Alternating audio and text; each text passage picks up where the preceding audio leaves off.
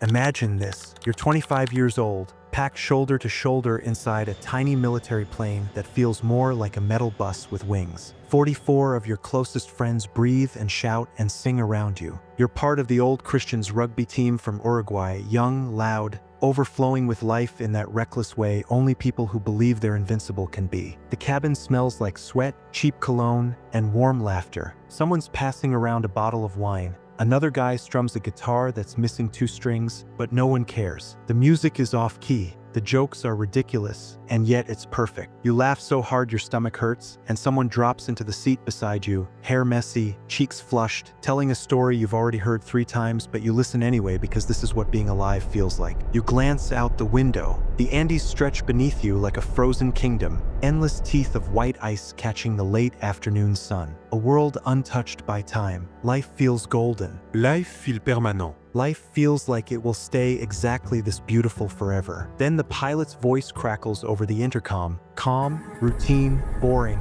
We're starting our descent into Santiago. You barely react. Someone whistles sarcastically. Someone else takes another swig of wine. And then, 30 seconds later, the right wing clips a mountain. The sound isn't human. It's metal screaming for its life. The plane shudders violently. The floor drops. Gravity punches you in the chest. The singing turns instantly into screams. Seats rip from the floor like cardboard. People tumble forward in a blur of limbs and chaos. A guitar smashes against the ceiling. Someone's body slams into yours. The world flips, twists, snaps, and roars. A blast of freezing wind knifes through the cabin as the fuselage tears open. Snow whirls inside like ghosts. You see the white blur of mountains spinning in the window. And then, blackness. When your eyes finally open, you're lying half buried in snow. Your mouth tastes like blood and ice. You try to move, and something inside your ribs screams. There is a ringing in your ears like the world is still falling. Around you, bodies, broken metal, torn seats, the mangled skeleton of the plane. Behind you, the tail section, twisted like someone crumpled it in their fist. Above you, the Andes, silent, ancient, uncaring. The sun is dropping. So is the temperature. Fast. You try to stand, but your legs wobble. You yell for your friends. Some call back. Most don't. There is no warmth. No shelter besides the broken fuselage. Almost no food. And then someone turns on the radio, a tiny handheld unit pulled from the cockpit. After a few hours of static, a voice comes through.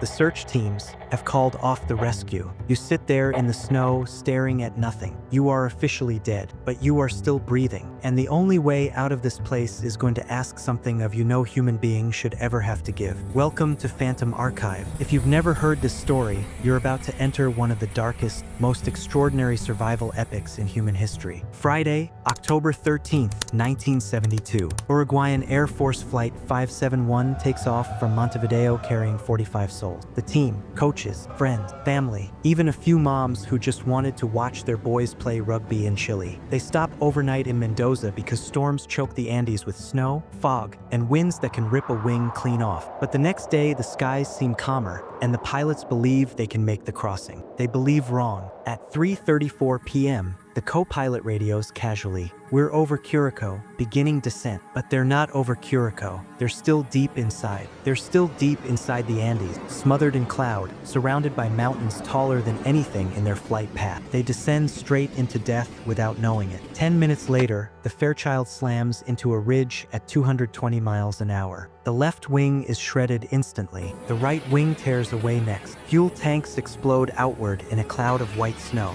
The fuselage becomes a missile, skidding, spinning, crashing down a glacier, bouncing like a toy. When it finally stops, the front section is crushed. 12 people die on impact. 17 more will die by dawn. Nando Paradu lies unconscious for 3 days with a fractured skull. When he wakes, his mother is dead beside him. His 19-year-old sister, Susie, lies broken in the snow, breathing shallowly, her hand resting on his leg as if she just fell asleep beside him on the couch at home. He can't save her, but he tries anyway. Inside the wreckage, Roberto Canessa, a second-year medical student who never wanted to be on this trip, becomes the only doctor. His hands shake, but he stitches wounds with electrical wire, makes splints from lipstick cases, and keeps men alive using nothing but desperation and the will not to lose his friends. That first night is the coldest thing any of them have ever felt. -30 degrees Celsius. Wind like knives slicing through the broken fuselage. They rip seats off the walls to block the holes and huddle together like terrified animals, breaths freezing in the air, frost forming on their eyelashes. When morning comes, they find food, barely any. 8 chocolate bars, a couple jars of jam,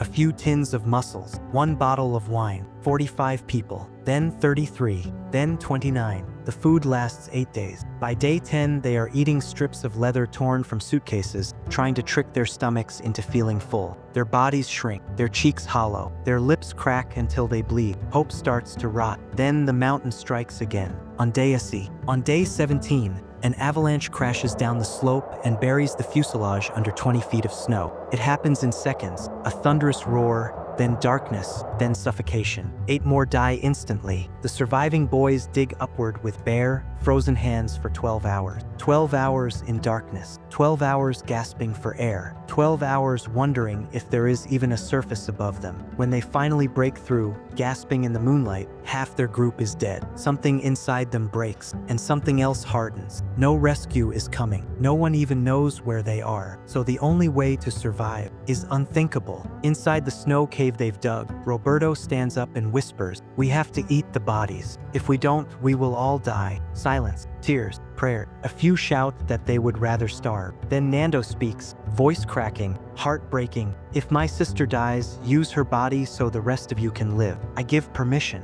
And slowly, one by one, each survivor agrees. A pact born not from hunger but from love. They begin with the pilots because it feels less personal. They use a shard of glass to cut thumbnail-sized pieces and dry them in the sun so it feels less like flesh. No one looks at what they're eating. They swallow with their eyes closed. And then, life continues. Weeks stretch into months. They melt snow for water using metal scraps warmed in sunlight. They sew sleeping bags from insulation. They build a giant cross on the ridge. They pray for a plane they know will never come. On day 60, the 3 strongest, Nando, Roberto, and Tintin, prepare for the impossible. They will walk out. They save the most nourishing bits for the journey. A rugby sock filled with dried meat and fat. They make crampons from wire, sunglasses from cockpit plastic, rope from electrical cable, and then they begin climbing. The Andes swallow them instantly. The slopes are so steep their knees touch their chest. The air so thin they can only take 10 steps at a time. Their lungs burn, their legs shake, their hearts pound like war drums. On day 3, Tintin turns back to save food for the others. Nando and Roberto continue. 10 more days. 10 days of climbing, slipping, freezing, hallucinating. 10 days of praying they don't collapse on the ice and never wake up. On December 20th, day 71, Nando reaches the top of a massive ridge. And down below, far, far, far beneath him, he sees green. A thin, beautiful, impossible green line. Grass, trees, light. He screams. Roberto scrambles up beside him. The two collapse into each other, crying, laughing, shaking, barely able to breathe. The next morning, they spot a man across a roaring river. A real man, a rancher, a miracle. Nando ties a note to a rock. "We are survivors of the plane that crashed in October. Please help." He throws it. The rancher reads it, looks up, nods once, and rides away. For 12 hours, Nando and Roberto sit in silence, wondering if he understood, if help is coming, if they are going to die just steps from salvation. But the next day, the sky fills with helicopters. December 22nd, 1972. After 72 days of hell, 16 survivors are airlifted off the mountain. The world is stunned. Headlines explode. Andes cannibals alive. Reporters swarm them, calling them monsters, until the boys explain the pact, the love, the impossible choices, and the world understands. Nando Paradu later said the hardest part wasn't the hunger, or the cold, or the climb. It was leaving his little sister on that mountain. Years later, he returned to find her body and bury her properly. He still visits her grave every year. Roberto Canessa became one of Uruguay's greatest pediatric cardiologists. He still carries a shard of the fuselage in his pocket, a reminder of the coldest, loneliest place a person can ever be. 16 walked out alive. 29 did not, but every single one saved the others. Outro, Phantom Archived. If the story shattered you and rebuilt you stronger, Smash that like button so this reaches someone who needs it. Comment alive so I know you stayed with me to the end. Subscribe because next week's story goes even further into the impossible. The mountain didn't care if they lived or died, but they cared about each other. That's why 16 walked out of the Andes. See you in the next one. Stay alive out there.